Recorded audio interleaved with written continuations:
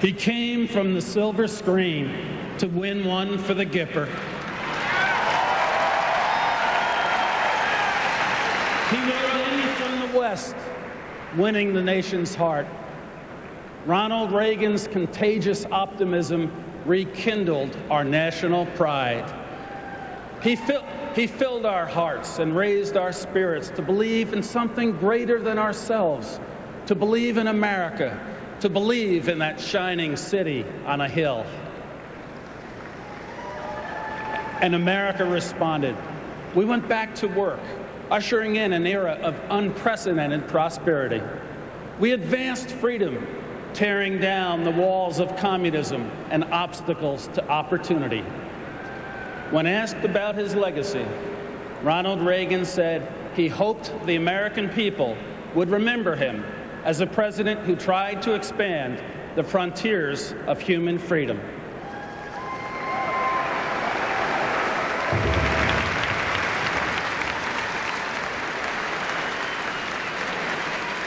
We almost lost him. Just weeks after President Ronald Reagan took office, he was targeted by a would-be assassin. As the wounded president was rushed to the hospital, he would reveal his trademark sense of humor. When I saw all those doctors around me, too, I said, I hope they were all Republicans. President Reagan's grace under fire earned the country's admiration. It would help him fulfill his mandate to restore respect for America at home and abroad. As a candidate, Ronald Reagan had promised the American people a revolution. We are going to put an end to the notion that the American taxpayer exists to fund the federal government. The federal government exists to serve the American people.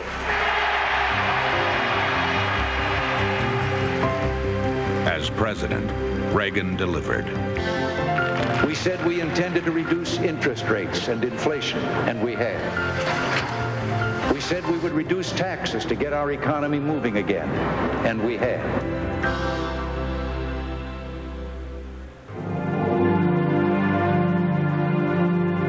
The country looked to Ronald Reagan during difficult moments as well. In the terrible silence after we lost the crew of the Space Shuttle Challenger, President Reagan spoke for us all.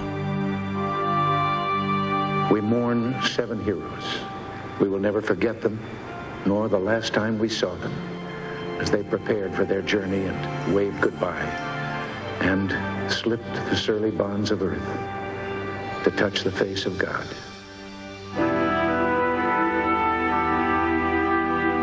President Reagan showed the same reverence for those who fought for freedom on the treacherous beaches of Normandy in World War II. He came personally to pay his respects, both to those who fell and those who survived. These are the men who took the cliffs. These are the champions who helped free a continent. And these are the heroes who helped end a war. These are the boys of Puente Hope. It was on the world stage that President Reagan did the most to renew respect for the United States. Peace is the highest aspiration of the American people. We will negotiate for it, sacrifice for it. We will not surrender for it now or ever. In a bold and prophetic challenge, President Reagan carried his crusade for freedom to communism's most infamous monument, the Berlin Wall. General Secretary Gorbachev, if you seek peace, if you seek prosperity for the Soviet Union and Eastern Europe, Mr. Gorbachev, tear down this wall.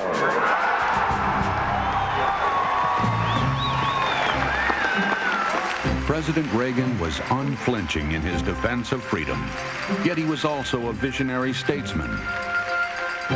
He found common ground with the Soviet Union on which to build a safer future for all our children. President Reagan's faith was rewarded with the INF Treaty in 1987. It was a masterstroke of diplomacy, a milestone in President Reagan's quest for a more peaceful world. Indeed, Ronald Reagan is credited with setting the stage for the end of the Cold War.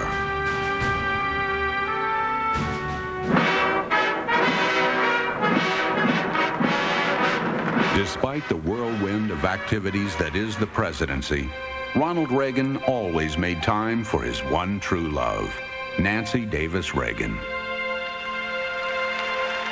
It was an American romance that we all took pride in, a romance that still sparkles after nearly 50 years. Ronald Reagan was unable to attend the convention 4 years ago. Nancy Reagan spoke in his place. The love and affection from thousands of Americans has been and continues to be a strengthening force for Ronnie and me each and every day. 11 years ago, President Reagan concluded his term, but his legacy has stood the test of time. My friends, we did it. We weren't just marking time. We made a difference.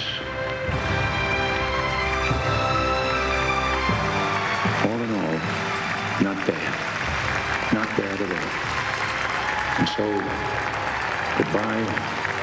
God bless you. And God bless the United States of America.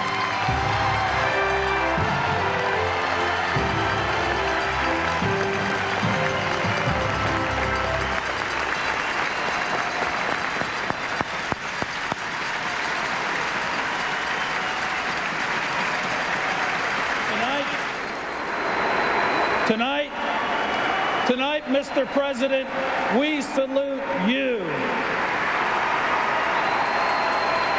And we are delighted to honor the love of your life, the always loyal, ever graceful, and wonderfully caring Nancy Reagan. God bless you, Nancy. God bless President Reagan.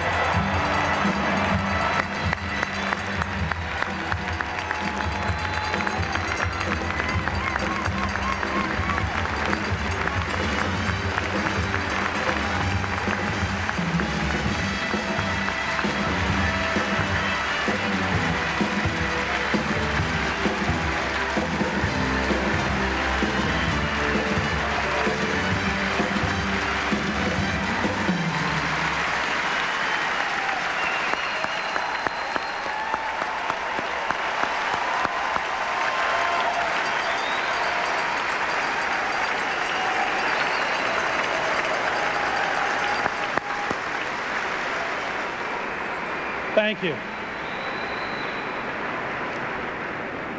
In 1989, the Berlin Wall fell and the Soviet Empire crumbled, leaving America as the lone superpower.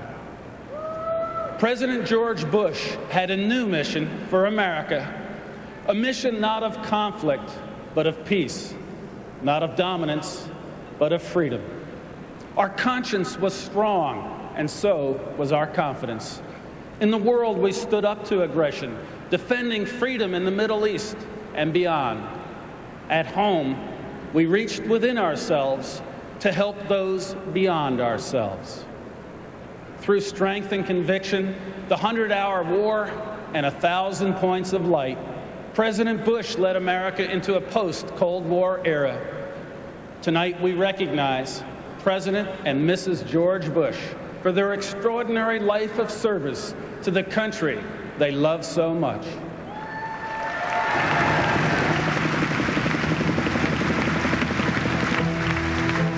As I report to you, air attacks are underway against military targets in Iraq. We are determined to knock out Saddam Hussein's nuclear bomb potential.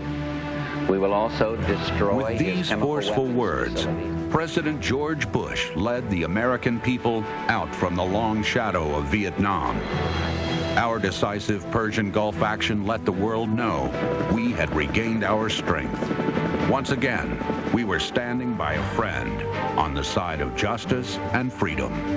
From the day that Saddam Hussein invaded Kuwait, I was determined, and my very able team was determined, that that aggression would not stand. This tough stand had the support of the American people and an international coalition of 28 countries. President Bush deployed the armed forces of the United States at their full strength. I've told the American people before that this will not be another Vietnam. Our troops will have the best possible support in the entire world, and they will not be asked to fight with one hand tied behind their back.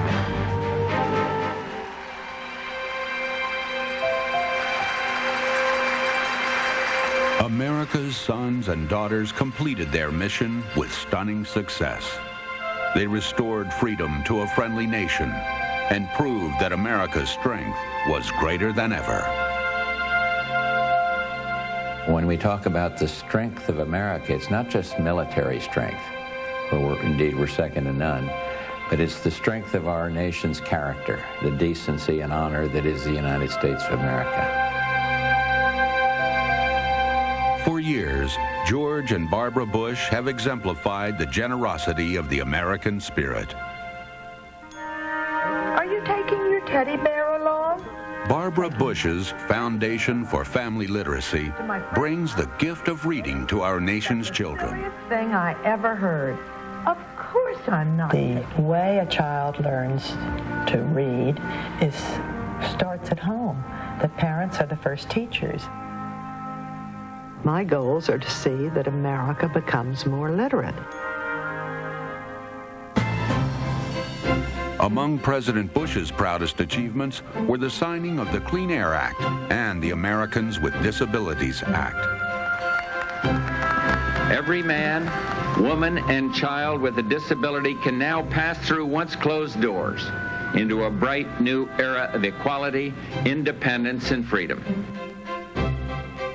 Throughout his distinguished career, George Bush has always served his country with pride.